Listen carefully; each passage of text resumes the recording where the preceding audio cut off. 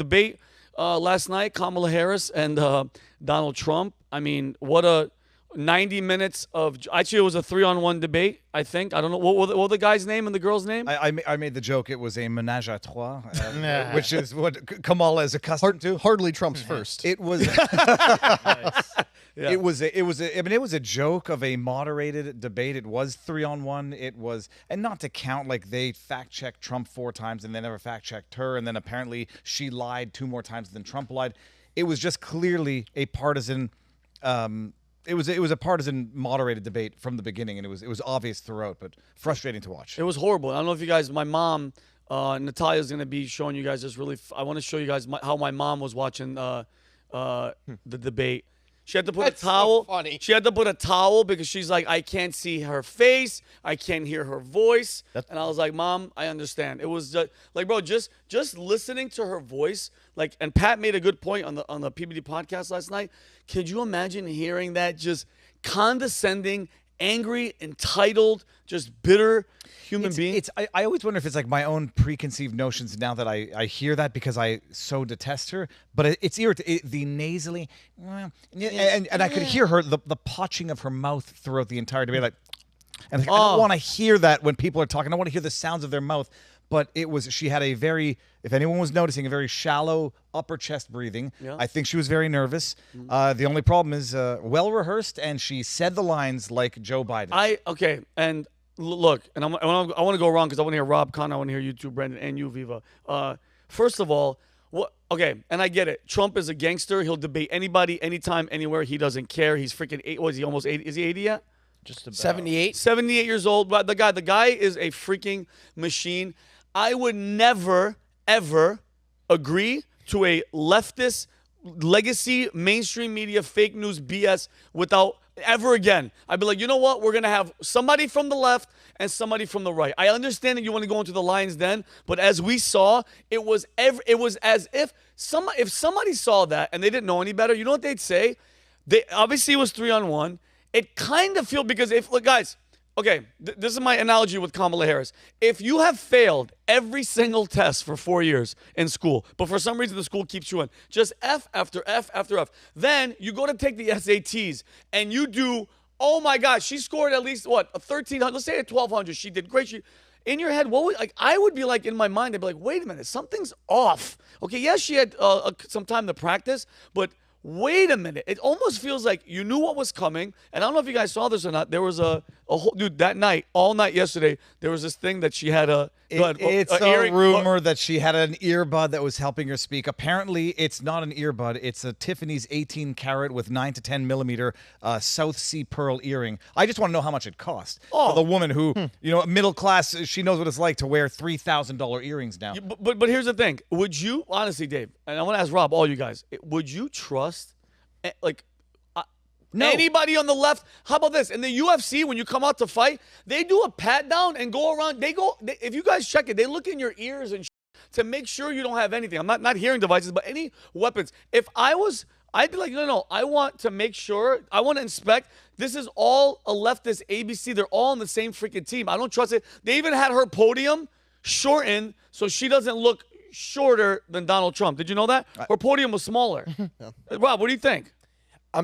All that we've heard from the left, it's very odd. The weird pivot that I've seen on social media has been Donald Trump has dementia, which is a very odd spin considering your candidate and the current president of the United States arguably has some type of cognitive decline. But the entire time that we were sitting here questioning President Joe Biden's cognitive abilities leading up to the debate, we were all crazy right-wingers and all that stuff. But then since the debate, since Biden dropped out, now the focus has been Donald Trump's too old to be president, which is odd considering he's younger than the current president, the person you guys voted for. Yeah. You can no longer look at what happened last night with Donald Trump and say that guy is missing a beat. He's not all there. He's in cognitive decline. Did any of you guys see any presence of a slip up, a mental issue, a stutter? Did anybody see anything from Trump yesterday that showed that he is not all there cognitively? Absolutely not. He stayed Bro, I love the fact that he's just, by the way, he's not giving her anything. He's just looking like laughing, looking straight ahead, looking at the moderators. He never gave her love. He kind of slowed down, but everything was on point. He knew what he was saying. Yes, some of it was repetitive, but people have to understand it, and everybody at home. He went from going, Joe Biden was the president. He's been going after him. He has everything. He has all the talking points because it's case study versus case study. They do the coup. They kick him out because, the assassination attempt didn't work. So then they bring in Kamala. He really doesn't have that much because when he says she really didn't do anything. Besides the border, she doesn't have any say in anything else. Am I right? She ruined the country, but along with Joe. But just to get back to a point, Rob, you mentioned, the accusations that Trump is now demented, where they go from saying those accusations are conspiracy theory ageist to making them themselves. It's the iron law of woke projection. All that they do is accuse others of what they're guilty of or what they're doing themselves. When Kamala Harris looked at Trump and she says, your rallies are so boring, people are walking out.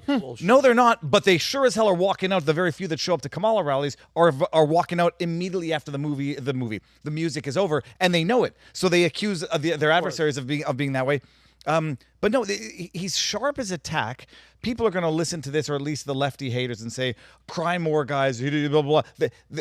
Noting that this was a partisan hit job on Trump doesn't change anything. Nobody's going to look back at this and get anything other than the sound bites that they wanted to get out of it. Nobody's going to study this as a masterclass in debate, and in a month it'll be forgotten. Of course. Save and except for the sound clips, which I think some of them are going to age a little better than we're given credit for now. How crazy, and I'm going to come to you, Connor, and then you, Brandon. How crazy was it, Connor, that you saw that when Trump debated Biden and it was Jake Tapper and Dana Bash, bro, they stayed quiet. They didn't interrupt. Not one time. They basically put him out like a sacrificial lamb, and they were just like, Joe, go. And Joe Biden fell apart before our eyes, right? Then cut to this one. Who are the two people?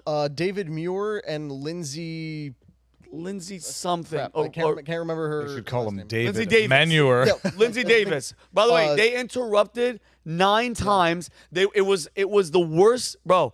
If I was Trump, I would have called. I'm shocked he didn't call it out. But Connor, what do you think? Just to clarify, a few weeks ago, Lindsay Davis compared Donald Trump to the KKK. Oh. So everybody knew going in that these were not going to be fair, impartial. So why does he moderators. approve it? Why does he accept it? I think he believes correctly that the American people are entitled to a presidential debate, and the Democrats will never agree to one that's not on one of their networks. If Trump tried to get Fox to host a debate, the Democrats wouldn't show up. Harris said no. So what's to be done about that? If he wants to have a debate, he's got to go somewhere. Lindsay compared him to Kim and Khloe Kardashian. Yes. But Bing, I missed the timing for that joke, but the joke is. So let me ask you a question, O'Connor. If he doesn't accept that debate and says, well, you're not doing it on Fox, I'm not going to do it on yours, who does it hurt more, Trump or Kamala? I mean, that's the thing. Neither one of them really stands to gain much from the debate. It's not like these things move the needle overly much. Maybe you'll sway a few independents, but it's been the same since 2016. Who doesn't have an opinion on Donald Trump already? Who needs more information before they make a full decision? If you haven't decided the Biden-Harris administration is screwing us constantly, time to move over to the other side by now, you're not going to. Mm-hmm. There's not much else left to see there.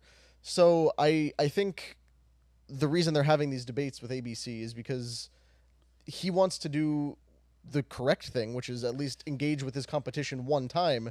Because if he doesn't, look at what the Harris campaign did when the debate was, they were still trying to work out the agreement for it. Oh, look, he's dodging debates. Hey, you got something to say to me, Trump? Come say it to my face. You guys ducked out of 6 different debates before you finalized this one, but who cares? This is the insidious nature of the MSM, bias against Trump. He had nothing to gain from the debate last night. Kamala only had that to gain from the debate. She really had nothing to lose from the debate. She goes out and performs like an idiot. It confirms what people already think. But Trump's issue is that he has nothing to gain from the debate, and he has everything to lose by not doing the debate. Because if he goes and does the debate, He'll gain nothing. It doesn't change anything. He can only lose. If he doesn't do the debate, they'll call him a coward, a debate dodger, and she'll go and continue to give. I mean, she should give more of those scripted interviews with CNN because that still came off terribly. Oh, horrible. And but it's a catch-22 for Trump. If he declines because of whatever, they'll use that against him. Yep. And if he shows up, it's a 3-on-1, and they just want to help her get whatever sound bites she needs so they can run with him for the next week and say she crushed him. What do you think, Brandon? I think he actually did have something to gain from this. And yeah, sure, the debates are inherently flawed the way they're set up right now. And yeah, there's a bias against him if he's going to be on ABC. But I think he could have destroyed her in this debate if he just focused on the right thing. So I don't know why he didn't mention the price controls at all, or the tax and unrealized capital gains, because those are both unmeasurably insane things that people can't even comprehend the consequences of it. But also, go ahead.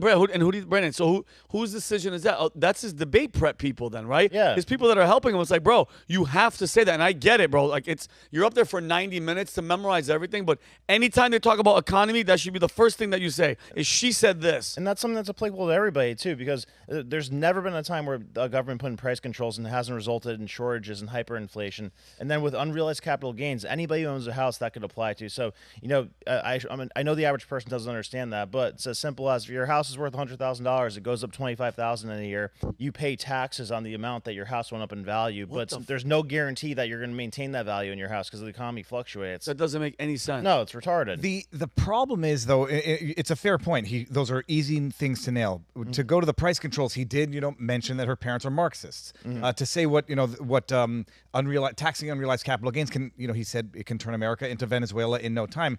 The question is always the thornier or the more meticulous debate questions. Is it worth debating them on stage when you don't have the time to go into them? Or just go with the talking points. She's a Marxist. She'll turn America into Venezuela, and she's allowed a full invasion with illegal immigrants. I think that kind of just makes him sound like a name caller, though, because, yeah, sure, it's true, but it does. I don't think it resonates with the people it needs to resonate with. I mean, shockingly, Adam made a great point last night that so stupid. So no, he did, because he was saying that Trump keeps just pandering to the MAGA people that he knows are going to vote for him, but he's not really putting in the work with the people who are on the fence, undecided. So I was really upset when they asked him, would you veto a national abortion ban? And he didn't answer the question. Yes, Trump's answer that you should veto a national abortion ban, because that's what they're hammering you with more than anything else. They're saying that you're for Agenda 25. They're saying that you would do a national abortion ban if you had the ammo to do it. But I don't think he would actually want to do that. So I don't know why he was afraid to say that he wouldn't do it. But Brandon and I were sitting there fact-checking off stage while you guys were watching the debate last night. And by the way, shout out to the 147,000 people who watched live. That was Robin, what was the incredible. stat on that? So we were last night the fourth largest live stream in the world. It was ABC, NBC, PBS, and then PBD. Oh, and yeah. the coolest part is, out of all the independent broadcasters that I could find, our closest competition, like an independent guy that doesn't have a network behind him, had 45,000 people watching live. So our biggest competition, we 3x'd. Hell yeah. Holy crap. Yeah. Who was that? And who was the 45,000? I'd rather not say. Okay. But it's somebody we have a relationship with. It just shows the power of PBD, Valuetainment, and our audience. So thank you to everybody who decided to tune in and watch along. Hell yeah. So if you like this clip, click right here. And if you want to see more like it, click right here. Stay angry, Patriots.